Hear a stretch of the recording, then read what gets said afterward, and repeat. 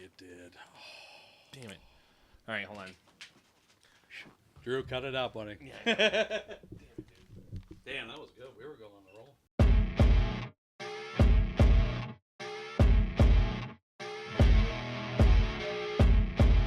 All right, thank you so much for tuning into the Be Better Boys. This is Zach, your host. We have Chris here being my co-host tonight for Drew, and then we have Dave here as well. I set this up. I obviously wanted to have Dave on the podcast. Getting to know him the last few months, we've been working together, and I feel like it'd be a great conversation. But I'm also excited that you're here too, because I think you guys are going to clash well, and I think you guys have different opinions. Some background about Dave: he's an Air Force. Yep. Air Force veteran for 10 years. Was in Afghan.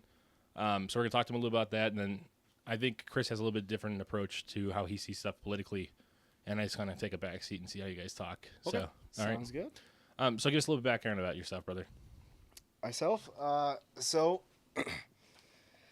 Comes to my professional career. I served 10 years almost in the Air Force.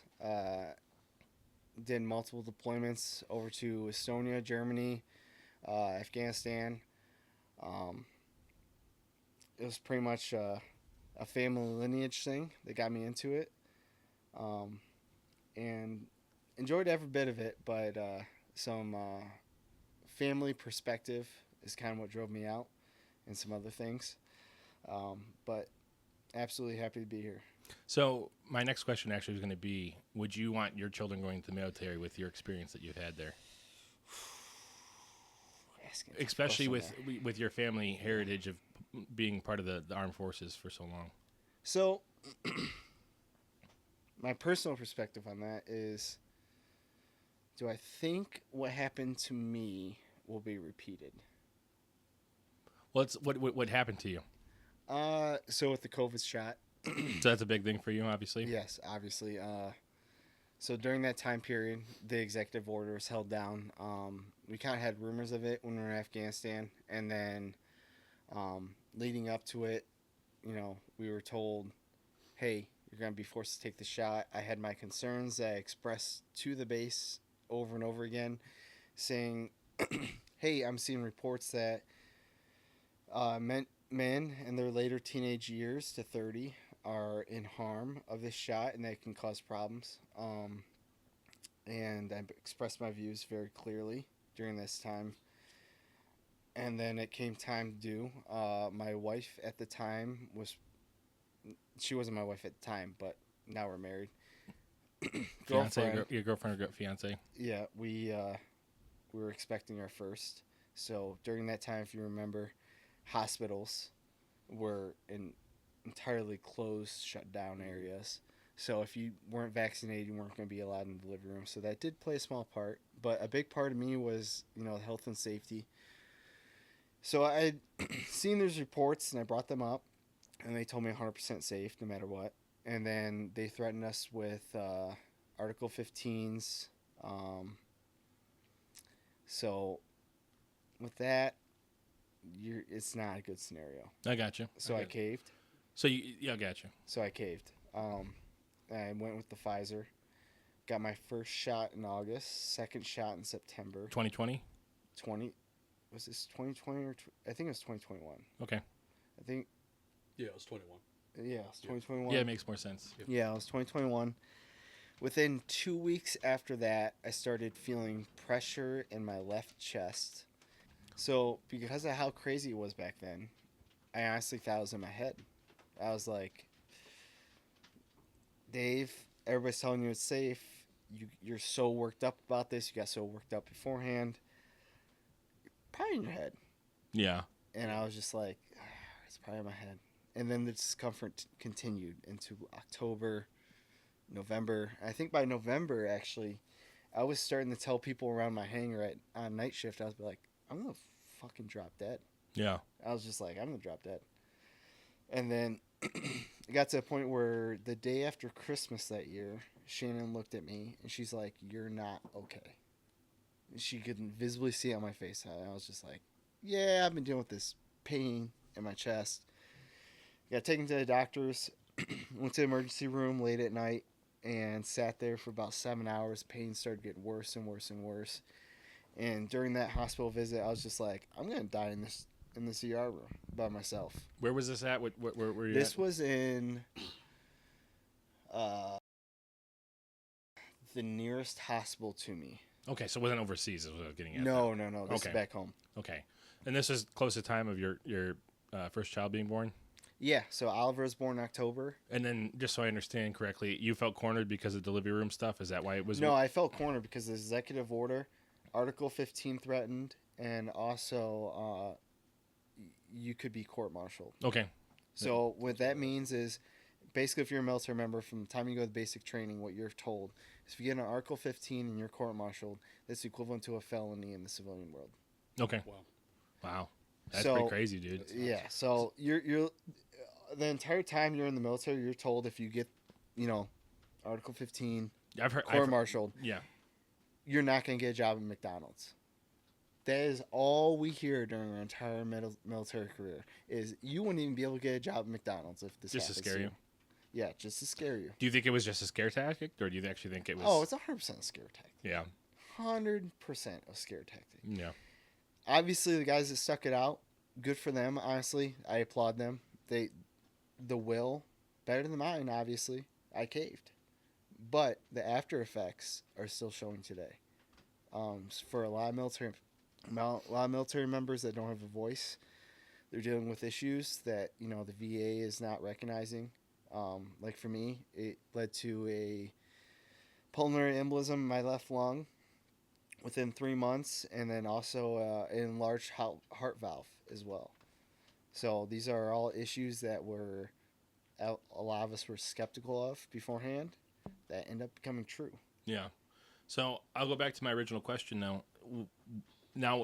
Is just COVID-19 the only thing, and the vaccine the only aspect that would make you question about having your children go to the military? Yeah, I would say so. Because, stereotypically, right, before I joined, what was it? Patriotic, stand up for your country. You're talking about the armed forces. Armed forces the in narrative. general. The Yes. narrative. Okay. And also, you look at the counter argument, right? I'm going to tell my kid to excel in high school, get a 4.0, to maybe not get a scholarship on academia. If he's not good enough in sports, definitely not getting a scholarship. And then go the $200,000, $300,000 worth of debt. Yeah. In the college, when you can just join a trade. Exactly. So I want to bring Chris in now because I don't think he can comment too much on the military stuff. But how do you feel about the whole college thing with going to the armed forces? I feel like you have a good understanding of. How do you feel about college and universities though? As of right now, Yeah. Depending on what major you go for, shit. They're shit. Yeah. But so if you're going for like being a doctor, a lawyer, something that's like very important, it's a very hard job to get, it's worth it. But if you're going for a liberal arts degree or some BS degree, it's not worth it because you're just going to be throwing away almost $60,000-$70,000 a year. I'm okay with you picking whatever you want as long as it doesn't affect my tax dollars. And then, of course, it just is over, especially with the administration that's in office right now. It's obviously causing more of that issue for people. I know trying to pay back student debt loans is a huge topic for people. Well, look at a guy like me, right? I've been in, you know my background. Mm-hmm. Unfortunately. I'm a trades guy. Yeah. Right? I'm a mechanically backed trades guy. So me going through my route, how does that look on me that I didn't take out those loans? Yeah. But then I'm still paying on the price on the back end I for agree. other people I that agree. did And take that's out wrong. those loans. I think that's wrong. exactly how much. It's penalized to guys like me because now we're paying higher taxes. Yeah. Because of It's only people gonna get who worse. chose I'm not saying all people should suffer, but also your choices should Reflective of how the actions Correct. you take. I agree. So let's get a little bit dicey now. So I feel like you guys are a little bit different on the political spectrum. If you don't mind me asking, Yep. or saying who you'd vote for, or who you want to vote for first. Are you okay with saying that or no? Yeah. So who would I want to vote for? I'm always gonna.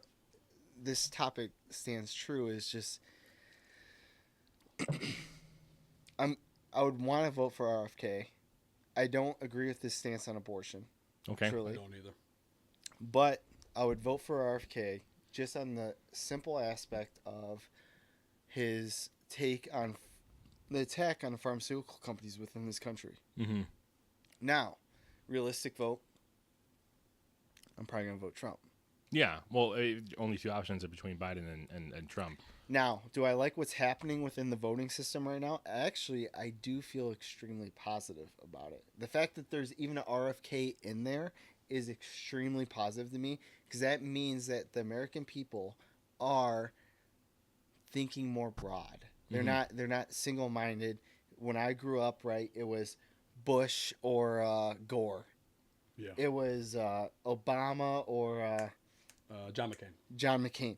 Like, it was so divisive, split down the middle, Republican, Democrat. If America can get into a little bit more divisive thinking of like, hey, who supports the best of all of our interests, I feel like America would have a lot more common ground than they think they do. I think America more agrees than they do. They just get spoon-fed, Correct. shit every day. Yeah. So. And how do you feel that RFK was blackballed by the Democratic Party? It does not surprise me. They didn't even give him a chance to even debate Joe. It was asinine to me. Not that I'm a Bernie Sanders guy, right? But all you got to do is look. Yeah, I'm not a Bernie Sanders guy. I think some of his ideological is insane. It's insane, but it's like, okay, I understand you're trying to do the greater good, but also realistically, that shit don't work. It's not feasible. It's not feasible. Well, but you just look at McCain. I mean, what's his name? Al Gore? No, the guy that got blackballed by a Democrat. Oh, RFK. No, last election. No, it was Bernie. It was Bernie. Bernie. Yeah, it was Bernie. Yeah, Yeah, it was Bernie. yeah, Yeah, Bernie. Bernie. You look at Bernie, right? He had such swayed views to help the people within the Democratic Party that he still got blackballed. Yep. And still got pushed out. Well, I also think amounts of pressure on they blackballed him because they didn't think he would win with the socialist issues if he was trying to push and then Biden came off as more moderate than anyone else. And then, I'm just saying, if you give me Bernie, you give me Biden, I'm still voting Bernie. I don't know. Well, honestly, I think That's a tough ultimatum right there. Well, it's still That a moral, really is. It's so I tough. believe moral ground, Bernie has more standing than Biden. I think Bernie's. If you had I given me think two options, Bernie, Biden, I'm giving Bernie because he has moral ground. I guess I would go with Bernie too, because at least he can complete a sentence, and he Yes, has, that is but true. the thing is, That he is has his true. competence. Joe is clearly ill. Yeah, but He the fact that his competence leads to his beliefs sometimes is what I don't agree with. Yeah, Like, no, I agree. Yeah, you know what I 100%. mean? I agree. Yep. So, one thing though, like I said with Bernie, is I do see the whole, like I said, the blackball thing though with the social Yes. aspect.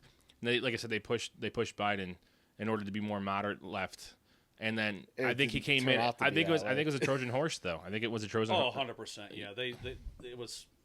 What's the word I'm looking for? Well, yeah, Trojan horse. Trojan We'll go with horse, I that, think yeah. would be the best way to just because the fact that, like I said, you came in all these narratives and these agendas that you wanted to push, and then literally took a backseat instantly, so quick. Oh, yeah.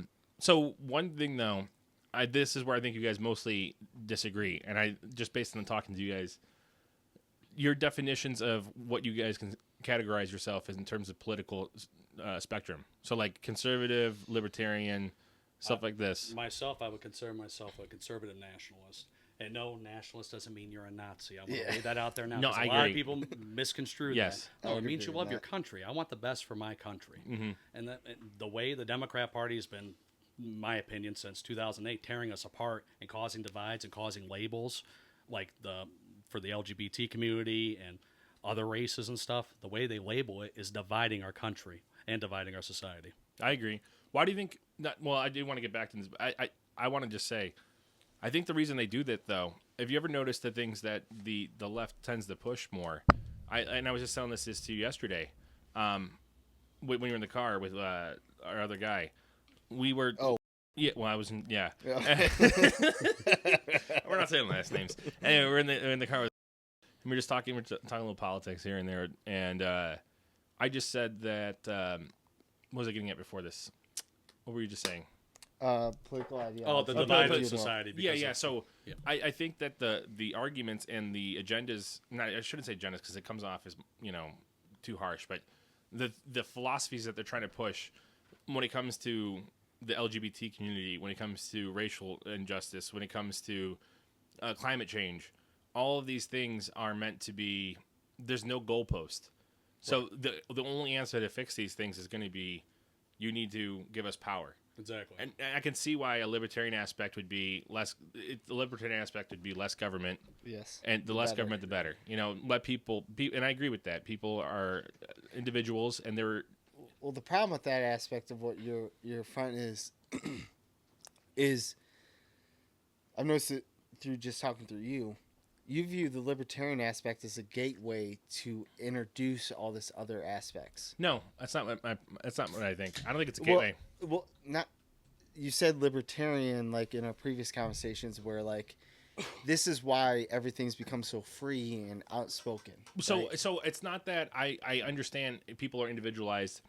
I would hope that they want the best for themselves and their country. I don't think it's that. So because of that, my problem with libertarian is I used to, like I said, associate myself with more libertarian than Republican, because I didn't believe in both parties at one point. I thought it's because I there's still don't. Yeah, but let me ask you this though: how many parties would you want?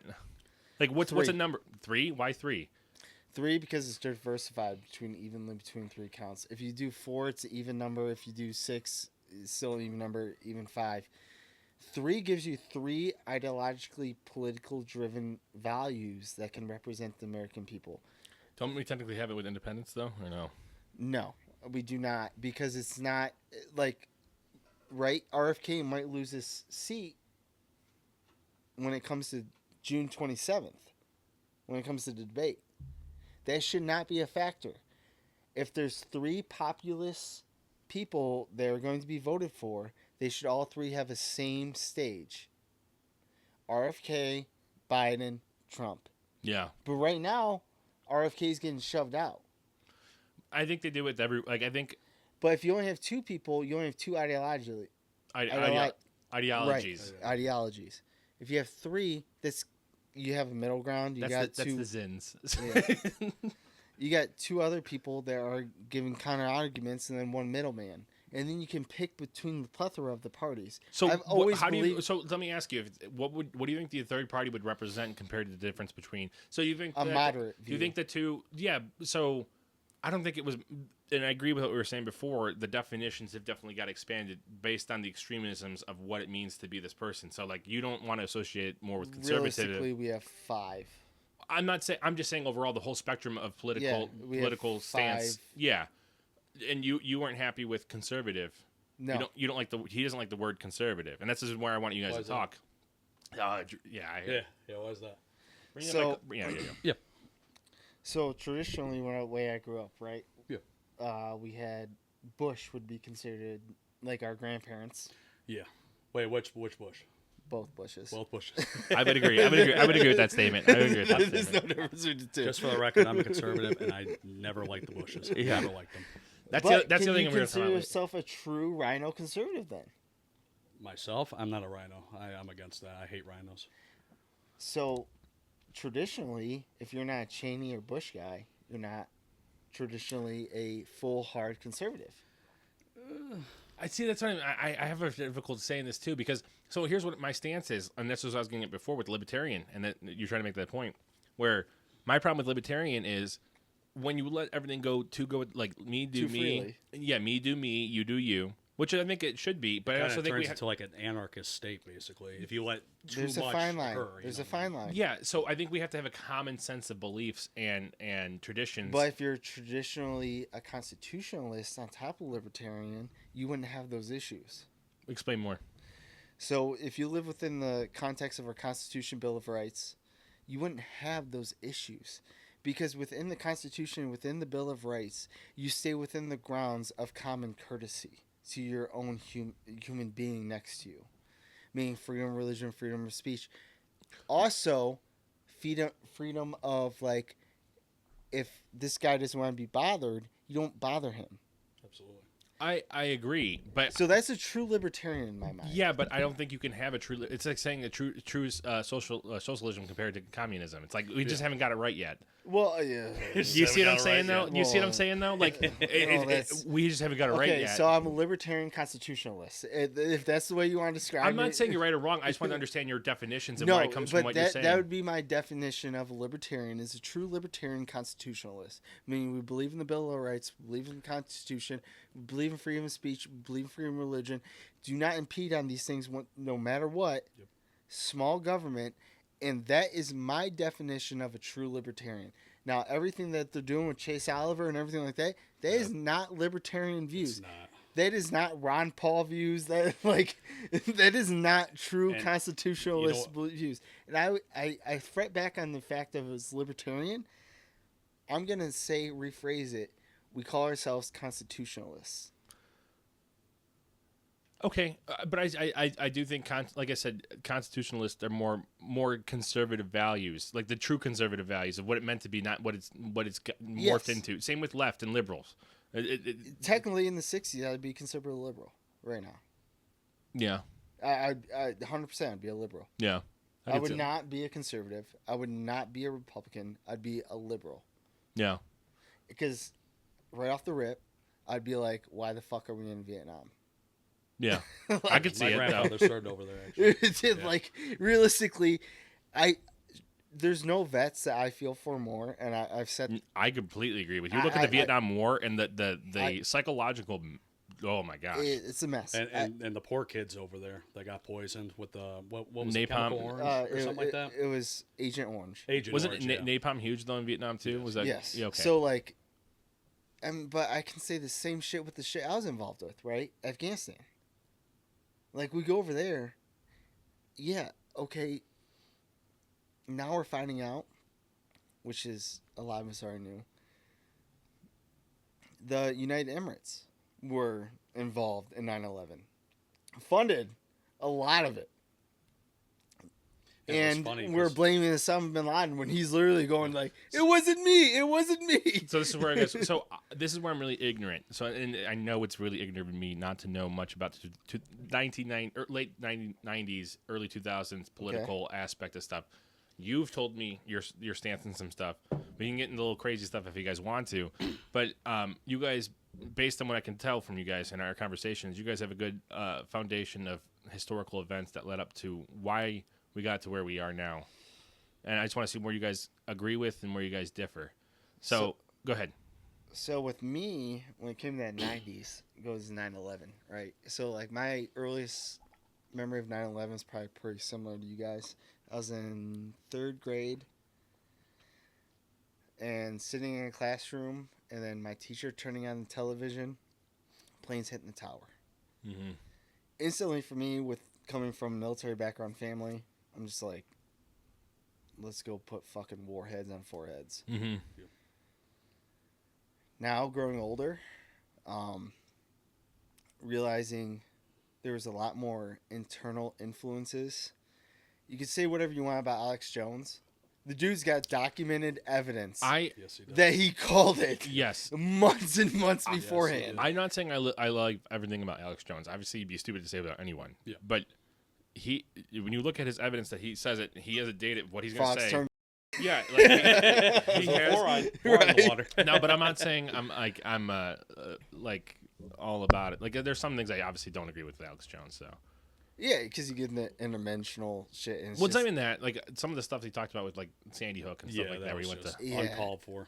I mean, it's tough because did you realize what just happened last week? With what's happened around here, you're talking about? With the Sandy Hook thing with Alex Jones. No. Oh, yeah, they were trying to actually shut down his company. Oh, really? Yeah, they were actually about to, like, raid and shut it down, but then he got a judge, I think, to stop it, I think. Also, an FBI agent got caught on camera. Doing what? Doing what? Talking about how they influence the American perspective. I saw and then CIA. Yep, I saw CIA. that. And then he was talking about, he's like, yeah, even with the Alex Jones event. He was, like, perpetuating that opinion just a little bit crazy enough to where no one will ever believe it. Yeah. Yep. Not to get off topic. Is this red light still on? Yes. Yes. Okay, good. We're good. So we talked about So you guys both don't like Bush. No. Now, I'm like I said, this is really bad. Like I'm just more ignorant than I should be. Why do you guys? I'm not saying I agree with Bush or not. I honestly have no opinion. Why do you think Bush was bad? Was it mainly because of the Middle East and him?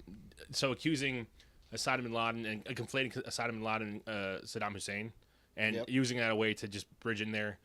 Who was it? I was watching. Was it? I think it was Tucker Carlson, or it could be someone else, and he was talking about where he felt. Or he said that he remembers when the news media was talking about it and said, "Do not bring this up. They're going to hear what we're doing on our airways, and then they're going to know what we're going. So stop talking about it. Stop like publicizing about it." So the movie I can point you to, honestly, that came out actually in the early 2010s is actually Green Zone. Green Zone? Never seen it. You never seen it with Matt Damon? Never seen it. So in the movie, Matt Damon is a special ops operator, and he is going to these different sites, and they're realizing there's no weapons of mass destruction here. Where are we getting these leads from? Yeah. It was all made up. Is it like a Snowden kind of movie? So is it based on factual historical events that have happened? Because that was really happening. They were going to these sites, and they would show up there that supposedly had weapons of mass destruction by Saddam Hussein that they've been saying since the early 90s, since Bush Sr. was in. Yep. And nothing would come of it. But that was our whole reason for invading Iraq. We took so much public scrutiny because of the fact that everything that the United States was saying during that time came out untrue. Iraq has weapons of mass destruction. What does that truly mean? You're going to think nukes. Yeah. They never had them. Yeah, I get you. So it was just a cover up in order to so you think it was mainly for oil like everyone says? What do you think, Chris? I want to get your opinion actually before we get too far deep into it. I've heard a lot of things. I've done a lot of research on it. The one thing that stood out to me was, one, the oil, but two, the gold Saddam Hussein had. Because, Saddam, he was actually trying to get out of the central bank system, and he wanted to make his own economy in his own country, not relying on any central bank entities. Which brings me crypto. I'm just kidding. Well, I mean, you look at what the BRICS are doing right now, right? They're trying to create their own currency, but I thought you said the bricks, like gold bricks. I thought no, that's like why I laughed. Russia, China, I India. get you. Brazil. You're talking about gold bricks. I misunderstood, so I got you. But I mean, you look at during that time period, Saddam Hussein was trying to take African coin, transfer it away from the U.S. dollar when it came to oil. So obviously that threatens the U.S. dollar, U.S. economy. So what are we gonna do? Make an excuse to go over there and fuck that guy. Yeah, we're taking him out. We're gonna show you our real reserve currency, the United States military, which is a real currency. I mean, United States military. I will say this to this day. If you have any aspect of your life that you're actually threatened by Russia and China, it's not a thing. You don't think so? No. So, we'll go on a different tangent. What do you think about that? What? Do you think that Russia and China should be a threat to America or no? They are. They are a threat, but not as severe as nukes and getting invaded and stuff. It's economical. Yeah, I agree with economical for sure. What they're doing with their currencies is China's been in South Africa and other countries harvesting gold like crazy, and mainstream media never talks about it. But they stockpile so much. I think they're almost probably past us almost. In terms of the gold they have stockpiled? Right. Yeah. And you mentioned crypto, or what they're planning on doing is building a central bank digital currency on a crypto blockchain. And what they're going to do is whatever crypto they choose, even if they make their own, they're going to peg that crypto to their gold reserves. I got you. So it has a value. What's the U.S. dollar backed by? Nothing. Oil. Yeah. Technically oil. Well, but yeah, technically oil. But fun fact: the petrodollar agreement expired on Sunday. Yeah. With the Saudis. So what's the what is that exactly? Let me know. So basically, you can only buy oil in the U.S. dollar after World War started II. from Nixon. From It was Nixon. Nixon. So it was- No, I thought that was the trade. No, not You the can't. oil. It's not that you could buy it only with the U.S. dollar. It's regulated by the currency value of the U.S. dollar. Is that what you mean? That started. So, yeah, that started. I just want to make sure I understood correctly. No, I thought that happened after World War II with the No, petrodollar it was agreement. Nixon. I thought he got us off the. What are we looking up? Nixon. Nixon Look what? up- Look up when the petrodollar. the petrodollar agreement. It's gonna be Nixon. Well, I could be wrong. When did the petrodollar start? It's gonna be Nixon. Jeez, if I could type. So what happened in 48 then? I thought that's when it started. So 48. 74. 1974. wow. Is Nixon. So I was wrong. Then what happened after World War II? Then I thought it was the petrodollar. You're agreement. looking at the greatest economic boom in the United States history Yeah. between 48 and 73. Yes. We just talked about this right before the podcast too. This is where like everybody talks about the beard of knowledge. Yeah. Hey, you taught me something. I appreciate it. I'm not good with events when it comes to politics. I feel like I'm just good with philosophy when it comes to and philosophy in general. Yeah. And like I think that's my biggest thing. So like we haven't actually had like a crazy deep talk about stuff like the way I want to about like the way stuff I think I'm really good at and know what I'm good at. Like philosophy and religion and theology is like my biggest thing. So like I'd love to get to that one day. Like I said, we'll do it one day. But I'm happy to have both of you here. The fact that I feel like you both, first of all, it's one thing you could see a lot of passion, but I feel like passion's one thing, but seeing it backed up by acknowledgments and shows that you're actually invested into what you're talking about makes it so much better. So I know we're going all over the place, but we're kind of talking about Bush and everything else before this. 9/11 conspiracy theory, yes or no? A little bit. What? A little bit. And the reason why I say that, what happened to the $2.3 trillion? So you said you have an opinion. So you said you said you have a feeling about this, Dave. Already, you already looked into this a lot. What's your take on it? Well, I want some disagreements, guys. I hate that you guys are so close together here. Like $2.3 trillion is a big thing. It's a very big thing. It's a very big thing. So we had the leaked documents about Saudi being involved. It's troubling because that kind of goes down a religious aspect of we gotta be against America, even though they're technically our allies. Who is the Saudis. Saudi? Okay. It's weird for me because like we trained, like when I was going through military training school, we trained so many of those guys, and they're actually nice guys too. But like there was that one story that came out of where I was at where they raped a pizza girl that we heard rumors of. I don't know if that was ever true or not, but it's just like kind of fits. It's just a weird aspect of like we're training other militaries to do our job, right? And they'll never do it as good as we can because they're not within. I don't think they care like we do either. No, That's the biggest issue. because we're in their umbrella. Yeah, Can I side bracket that? go for sure. What about Ukraine? How do you feel about the military training the Ukrainians? Especially with like our armored equipment and stuff we've been sending over there. So when it comes to Ukraine, right? I'm not a huge big advocate of the EU because I've seen how the UN perpetuates itself. It does not help. And I think the EU is just another version of that. It gets us sucked into shit that we don't need to be involved in. When it comes to the Russia standpoint, I understand their standpoint of like, okay, now this country on neighboring is going to be joining the UN. We already lost Estonia, Lithuania. We lost all these other countries. This is the only country on our border that we're able to protect ourselves from NATO, which is obviously our enemy. Russia's standpoint is we have not been welcomed by these people whatsoever. We're still viewed as the USSR, right or wrong. So we're their enemies. Now, expired munitions and everything like that that's going to Ukraine, I get that because that realistically is no expense to the U.S. But what about the billions of dollars we keep? Billions of dollars is a different aspect. That's What did we just say? It was 125 billion before we looked it up. Oh, you guys added it up. 147 billion. I'll look it up. I think it was over 125 billion for sure that we've given. I think it was like 147. Let me look it up. That's insane. It is 175 billion. 75. 175 billion that we've given Ukraine. So what else? So how do you feel about what he's saying then? Do you think we should back Ukraine or not based on what he's saying? I feel like we should mind our own business.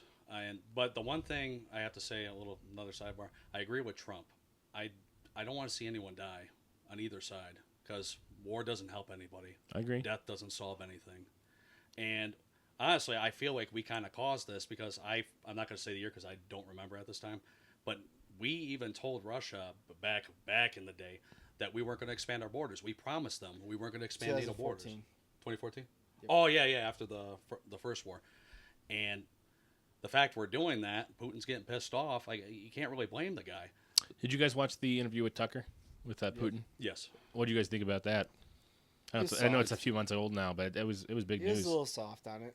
Do you think that he let Putin talk more than he should have, and not railed him back into more of substance? But I feel like I understand Putin's. You have to build up the foundation of what you're trying to say and the history of where it led to where you are before you can make it. It's tough for me to say because I'm not the interviewer. I'm not the one under threat. No, but I also understand. So I feel like Tucker was in a very, very hostile environment. Well, rocking a hard place for sure. Yeah. You know, I think it was just a sign of respect. Well, honestly. You also got to realize his home country, right? Well, do you remember what was happening? They were like, should we push him in our judicial system for even interviewing Putin? Oh, yeah, I remember that. Yeah. That was going to cause a lot I do of remember issues that. with Yeah, I do remember yeah, that. Like, they were about to, try to push judicial system within the United States for him even interviewing him. Yep. So, we take that perspective in, and it's like, okay, on one side, I might be killed for this interview. On the other side, I might go to jail. On the other side, you're making history. Yeah, I was gonna say it's truth. It's trying to do justice to truth, I should say. Correct. Obviously, it's always skewed based on subjectiveness, and especially when you're in a foreign country, right? Because when I was in Estonia, right, we had a dude get jumped by the Russian gangs. No kidding. And Chris is still on. Yeah. Go ahead. It just came to a point where we had to be careful where we're at because, yeah, you can say all these things from a front desk within the United States. Exactly. But when you're actually out, it's way different when your life's on the line. Yeah. Yeah. It just is. You hold your words a little bit more I completely to the chest. Well, I completely agree. And not to get off topic, but I think like most people find faith in the military when they never expect you know what I mean? Yeah. So in the trenches, honestly, I really mean that.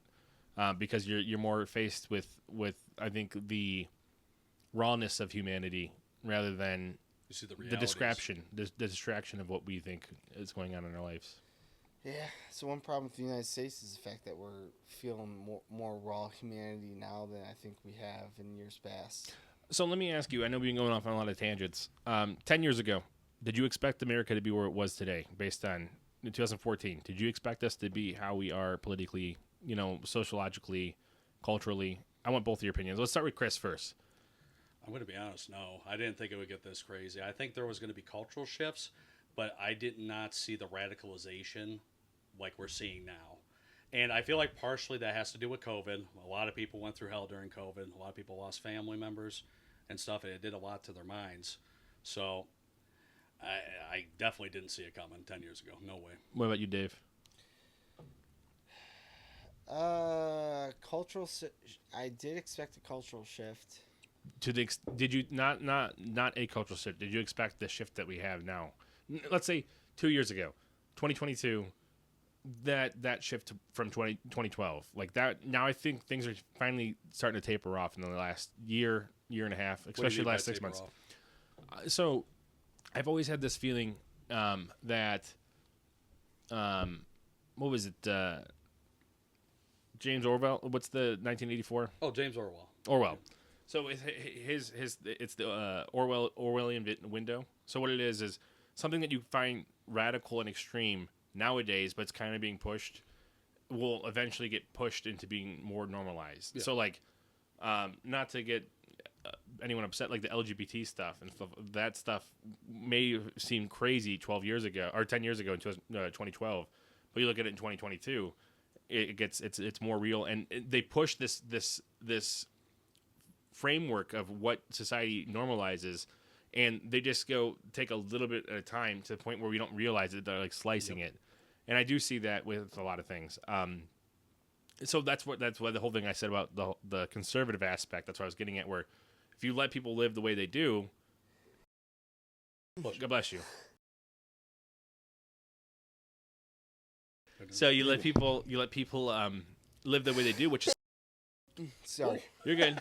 So you let people live the way they do, and that's fine if everyone has a common belief. Go ahead. Come on. Get it out. I hate you right now.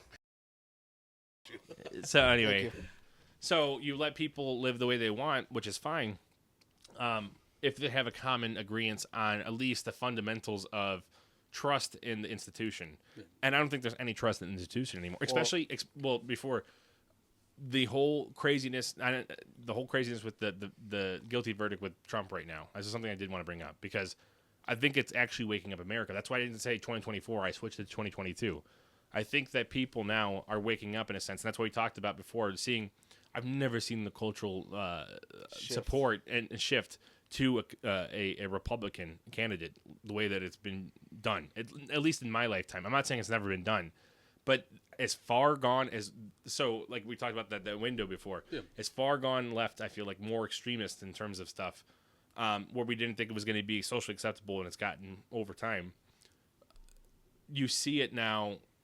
It got so far that people are finally going, whoa, this is not, we have to base it on... It's not normal. Well, it has to be based on a reality, a common interest. If you can't agree that up is down and down is up, then there's something wrong that we can't... There's a fundamental difference between us. Right. And it's something that's so fundamentally the same that we should be agreeing on. And the fact that people stir it up in order to... And that's what I was getting at before. When it comes to the things that the one side pushes for, the left, I feel like, pushes for, cultural issues, it's made to be more... There's no goal line with that stuff. It's made to create division. And like we said, give more power to the government in order to fix this stuff. Let's censor speech. Let's do this. It's like, no, that's not the answer. We should hear people. I agree with what you're saying. I understand the libertarian aspect because you could be wrong. You need to evaluate your own perspective first. Obviously, everyone's going to have strong beliefs, but no one ever wants to hear the other side. So I agree. But when the other side is so ridiculous sometimes, and I'm not specifically saying about left or right. Yeah, I'm saying it goes both ways, left and right, because there's bad characters and bad extremists on both sides. Absolutely. And I can see why you're so afraid to associate to a certain title because of that title or that extremist. Right. You know, so I just find it all crazy that. It's just crazy the fact that how culture's changed, like I said, the last 10 years. Because, but I just the wake up has been so apparent. It's been kind of just the sense of reality feels good to me. I'm not trying to say anything against anyone's beliefs or anything, but I just feel like the sense of being united has been so nice. I feel like being just a millennial, right? Like being a millennial, you're stuck in this weird spot. Yes. Of like we grew up Bush people, and you highly disregard everything that happened with that administration. Yep. But also, you're definitely not for the Obama administration. Go ahead. Listen. You're just so in between the fact that like you feel like a centrist, but on the other aspect, it makes you feel like you're a far rightist. In a way, yeah. But I feel like back then, between the Bush and Obama era, there was still a middle ground. There were still common sense of morals. There were still adults that would sit down and compromise. There was compromise back then. Now, you barely see compromise. No. And this is why we'll look at American people is the fact that it's a little bit more compromised. The fact they're even allowing the independent vote in the populace is a good sign. Yeah, absolutely it is. It's a sign of healing. But the thing is, I hope it's not a pendulum. So yeah, and the way I see that is obviously we all know what happened with George Floyd and stuff. That's where I saw the pendulum swing left. Yep. And that's when you saw society, be more fine-tuned their emotions and more politically correct in certain aspects. And now you see the pendulum swinging to the right of common sense. But what I'm worried about is right now we're on a good track. I don't want to go fully.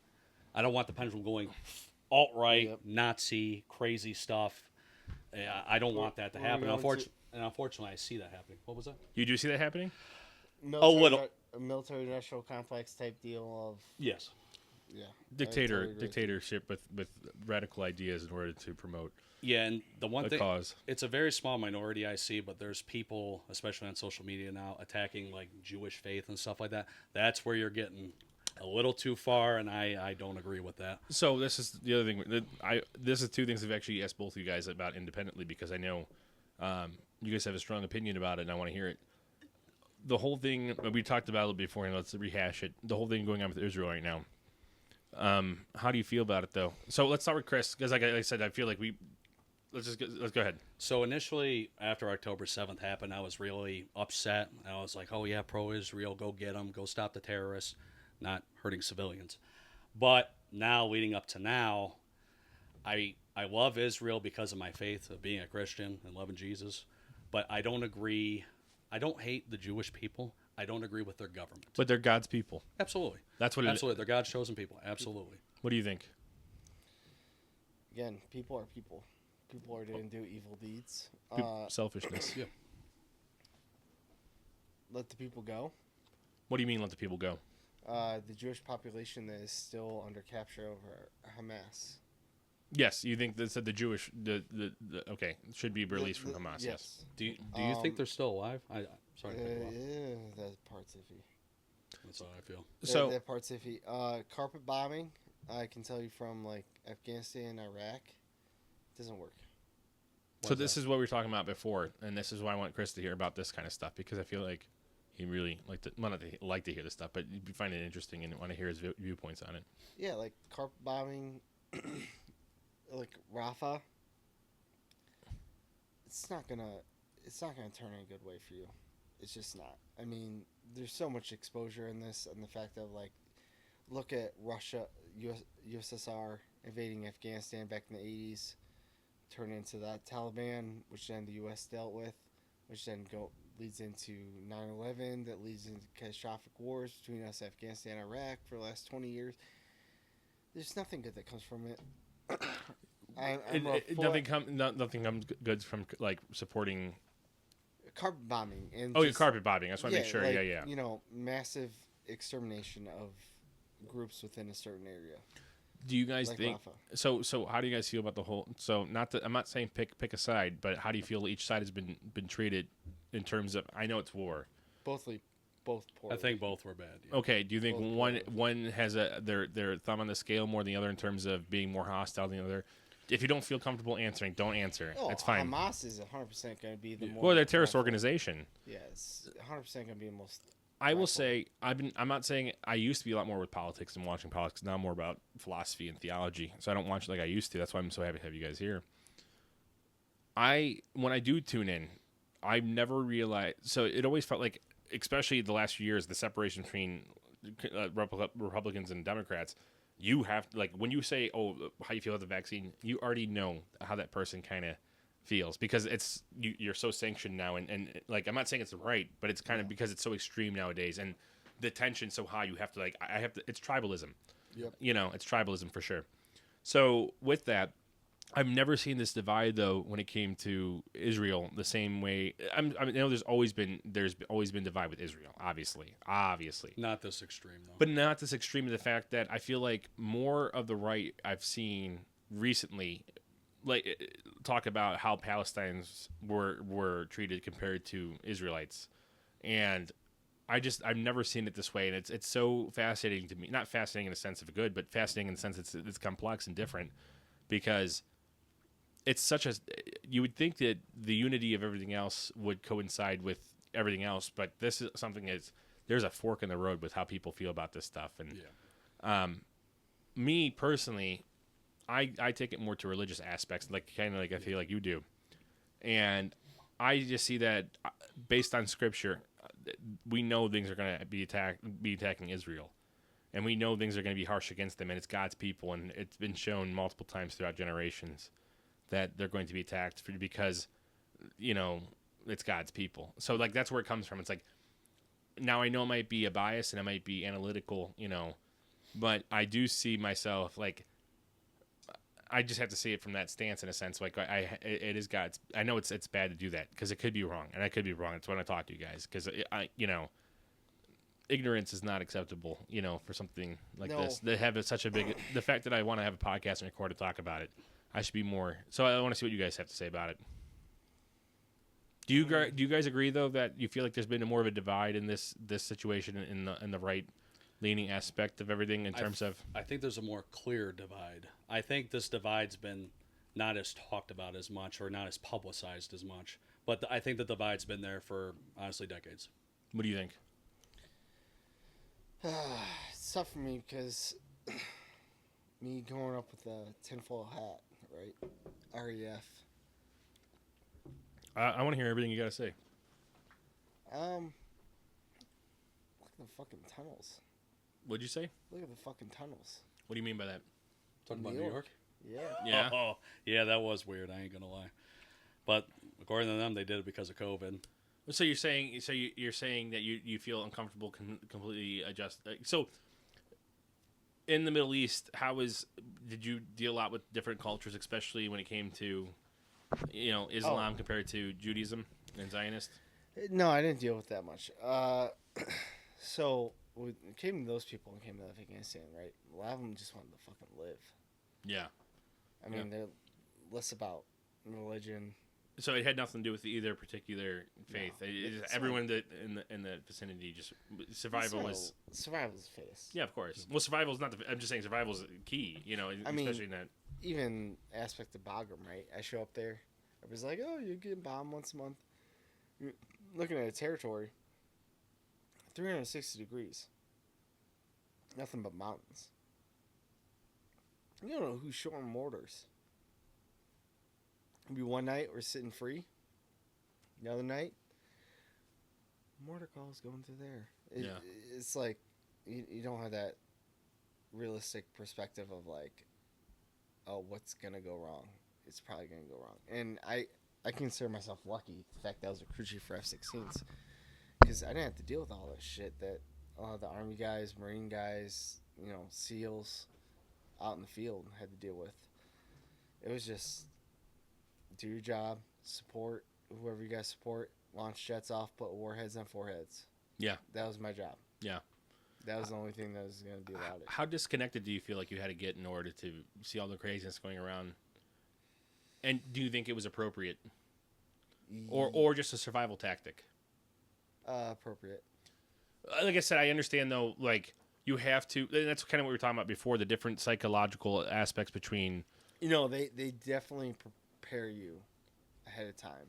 To kind of expect the psychological aspect of it? Yes. Well, I think that's the whole point of the military, is they break you down to build you back up to what they find.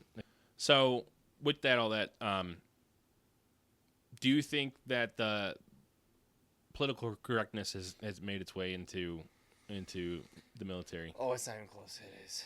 Not as, but do you think it's been spiked up more in the last? It's worse than it ever has been. Oh, it is. It is worse. I didn't hear you at first. Yeah, it's worse than it ever has been. How do you feel that's going to affect the military? Our readiness, and honestly, just getting our criteria, I'd say. Sorry, go ahead. I feel like guys like me, like warm red-blooded Americans, are desperately turned off by the status that the military is now, which it does show in the recruiting numbers. It shows in the retention numbers. I mean, there's a reason why a lot of us who got out by the way I did at the time received letters saying, please come back. Yeah. And guess what? We're not coming back.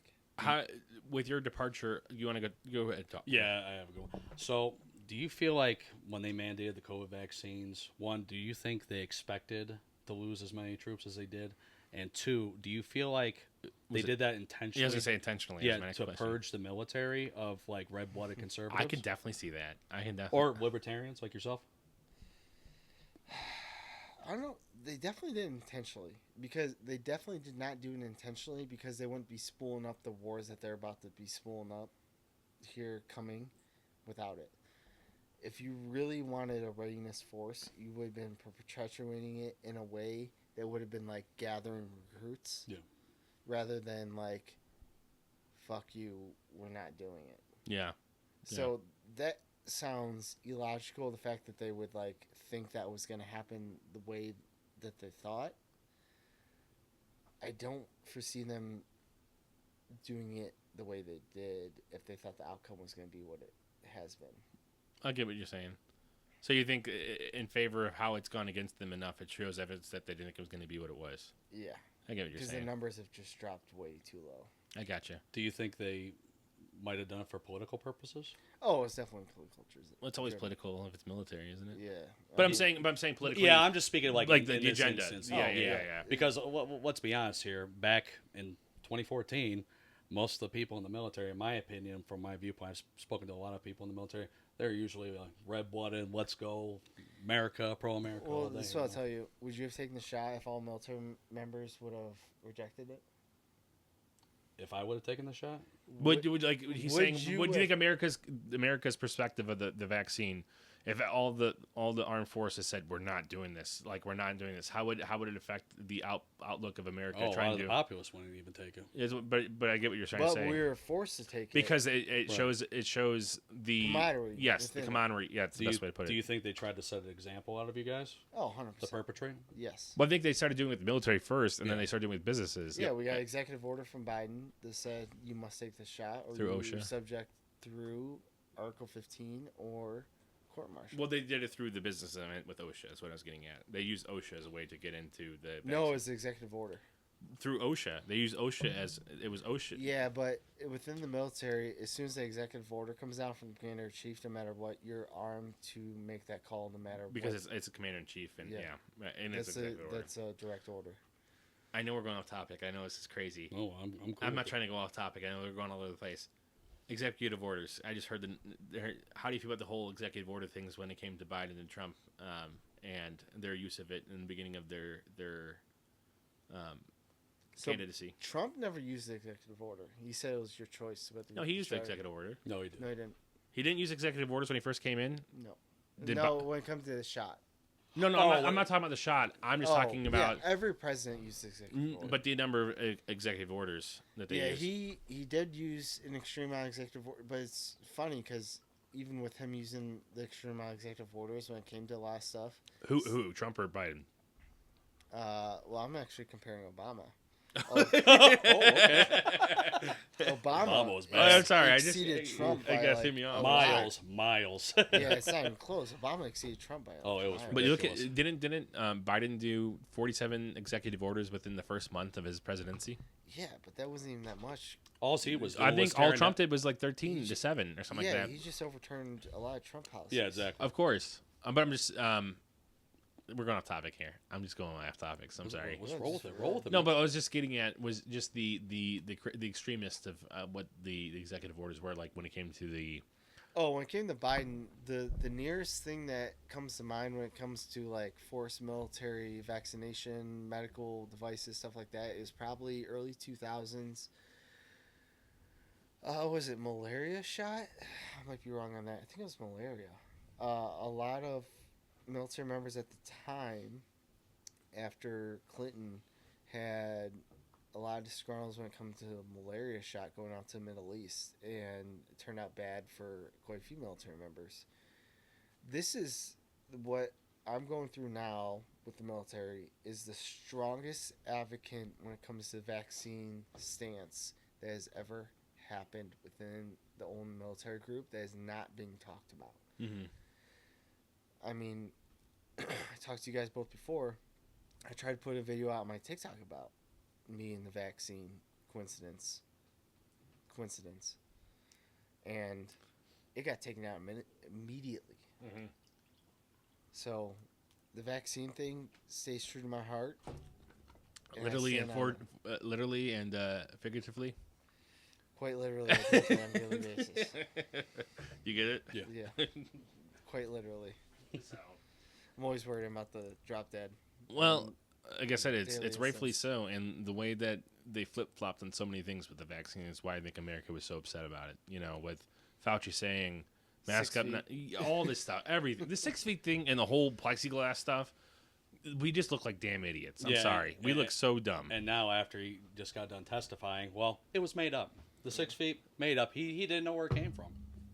It's ridiculous. And the masks, well, that was disproven last year by, I think, the CDC. That the mask didn't work. Well, of course they didn't. Yeah, everyone's touch on average. A person touches their faces every 6 times a minute. Yeah. Did you know that? So it's just crazy to me. All right, we're gonna end it here pretty soon, but I do want to ask, what do you guys think was the biggest difference between the way you guys view things? I can say between me and Dave. I think you and me if I could just say differently of how I perceive your ideology and mine. Yeah, go for it. I do see that both of us are very strong about our beliefs. So I think it's just died. What we're saying though is our ideologies are very similar in the sense, and we're both very opinionated. I've noticed it a lot. So I try not to talk too much about stuff that we disagree with. Not saying in a bad way. Yeah. Just to see more how you talk first and see how I connect to it. Because I'm very, very open to hearing other people's perspectives. And even though I have a strong stance of how I believe in what I believe, I don't think you can ever grow unless you hear the other person's stance. And you could, in a sense, you know, that's what we were talking about before, Libertarian and all the other stuff, seeing and not shutting people out for you want to hear the opposite, you know. You and me, I think you're obviously a little bit different than me. I think we're very close, though. I think morally that we're very close. Morally correct. Yes. I think politically stance, I think we have more in common than we disagree with. Probably. Yeah. More, I'd probably say like... I would say most American people probably are in the same stand front. They're just too afraid away of their divergent of their ideologies that they would actually stand on it. So I'm going to write down a number and a percentage. I want you to say it. I'm going to write it down. So, okay. Yep. How much do you think we agreed based on our conversations? 100 out of 100%. How much we agreed? 82? You said 82? I just said 80. So that's pretty funny. I just like the exactness with it. So anyway, though. So me telling, what do you guys think that you guys agree with the most and disagree with the most? I think politically we see pretty similar, in my opinion. Yeah. I'd probably say about the same. I think the only thing that threw me off for you was the whole RFK thing. Like, I didn't expect you to... Well, you gotta realize the pharmaceutical aspect of it. So is it mainly pharmaceuticals? It's not... See, Yes. for me, it's more about philosophy than it is... Yeah, because it's been such a deadline within this country for so many years that I want someone that's going to attack it. I agree. I can see that. Do you think... Not to And get off... I don't think Trump's going to do that. No. I do think, though, it's kind of funny how pharmaceutical companies flipped from Republican to Democrat, though, in the last decade. Well, they go with the highest bidder. Whoever's going to fill the But they've pockets. always more been associated with the Republicans, I feel like, than Democrats. They were, because they were taught the NFL. But it's business. It's money. Yeah, And, it's all you about know, money. that's what it is. Always trace it back to the What do you dollar. think? It's counterculture. Counterculture? Counterculture. Of course. I agree with that. I do agree with It's that. definitely counterculture. My standpoint is strictly medical reasons Yeah. of why I disagree with the way the U.S. operates within its own pharmaceutical system. Not that I'm supporting of U.S. national health care. Yeah, I don't want national health care at all. I do don't not. either. Absolutely But not. I do agree with a little bit more government control on the pharmaceutical aspect. I think that the issue with when it comes to the pharmaceutical aspect is the amount that we're paying upfront for every other nation. Like, we are the ones developing drugs more than anyone else, and we're the ones paying the price for those drugs to be developed. And then if you actually look what U.S. price is paying for new upcoming drugs that can help with stuff, It's not. it's so much more. Well, it's not compared bad to- because we're funding pharmaceutical drugs for other countries. Oh, Get it up. No more whiskey. for other countries to develop. You right, brother? Yeah, got a little heartburn. Do you want some Tums? No, I'm good. All right. Yeah, we're developing pharmaceutical supplements. Yeah, right? It's not even within drugs. the U.S. It's within other countries. So we're funding other countries to develop this stuff not within the United States. But when it comes to testing everything else, I'm pretty I could be wrong. You guys might know more than me. It sounds like the U.S. is taking the brute payment for experiments and research and The U.S. implementation. has always done that. Yeah, but because of that, it's also caused us to spend a lot more. So if you look at actually insulin compared to the U.S. compared to other countries, the amount is astronomical. Like what we're paying is so crazy. You know why the U.S. knew more about nuclear side effects than anybody else? No. Because we tested it first. Oh yeah, that makes Yeah. sense. That makes sense. Hiroshima and Nagasaki. Well, You know all those people who suffered through radiation poisoning? Do you know who this was controlled by? It was the U.S., wasn't It's it? the U.S. We Yeah. watched it. It just happened. Yeah. Yeah. There's nothing we can do for them. Yeah. Well, to be honest, I'm still glad we did that because I'd rather have saved all those millions of lives we would have lost. No, I don't I don't disagree with the approach, right? Because the first bomb was for Japan. Yep. Second bomb, everybody will It agree. was for our pride. Pride. It was realistically for USSR. Yeah. This show dominance. That's what I'm saying. That's what I was getting at the same time. Yeah. We're gonna wrap up here soon. I do want to end on one kind of fun thing though. I don't know if this is true. Maybe I misheard our conversation. I've honestly not asked you anything about it on purpose. When you were overseas, you mentioned that there was a local monster. I want to hear about this. Local monster. A local monster from the natives that live over there. And the Giants? so there was something over there, and you said you seen pictures or something. I want to hear about this. Yeah, I've never actually gotten to the truth of the story. So what have you heard? What is the background? What have you heard? And There's what a have lot you of- seen for evidence? evidence none.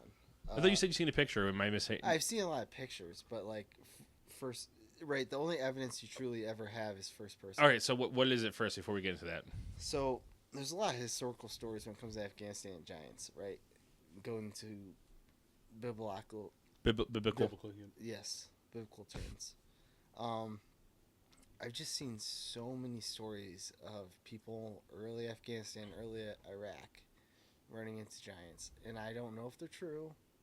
Can't say if they're true. There's been enough of them where it's just like makes you tweak an eye. Like a leprechaun in the hood. Kinda. Okay. Yeah, it's just like one of those things where you're just like, is that real? Is it not real? But there's like SEALs talking about it. There's Delta Force talking about it. SEALs and Delta Force talked about it? Yeah. That's crazy. So what did they say? What did you hear from them? That there was caves. Not that I heard first person. So no, was it from It's- people in the military that told you, or was it people locals? Locals. Both. Okay. So it's kind of both. Just like one of those like by the ear things. So what were some of the stories you heard? Like, what was the craziest story you heard about this? The very first story that I can remember of that ever came out of Afghanistan is when like the first troops were arriving. They ran into this cave and there's a giant person and then they came into giant bones, stuff like that. And that obviously for Christians goes into like Nephilim. stuff Mhm. like that.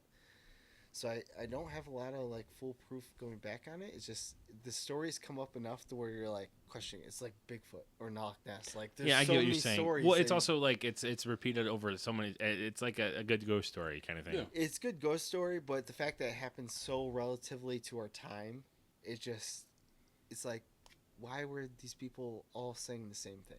So it made you kind of freak out, not freak out, but question in the sense of question. like, could it be real? Yeah. Do you think it is real? Like, what would you say you think is real? I love this. I didn't see much of the Afghanistan country because we were during COVID, so we're kind of held in. Do I think there's probably things that we don't know how to articulate and explain to this Giants. day? I'm talking about giants, though. I'm talking about that exact story, though. Everything you heard.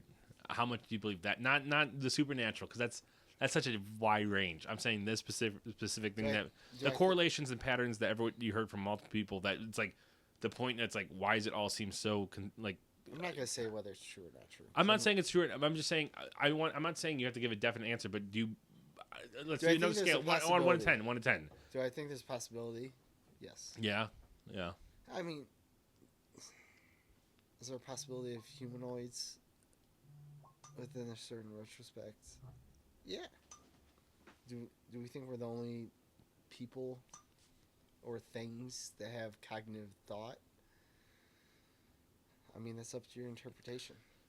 Tune in next week to find that out. Thank you guys so much for tuning into the Be Better Boys. Thank you, Dave. Yep. Thank you, Chris, for tuning in. Absolutely. And then we'll. I'd love to have you back though if you're good with that though. Yeah. Did you like it? Did you have Yeah. fun? I really enjoyed this. Yeah, this was good. I would love, like I said, I want to have a few other people on here that I think would also help out with the discussion. So we'll make that happen if you guys are up for it. So. Oh, hell yeah. Definitely. All right, guys. Thank you so much. Love you, boys. Talk to you.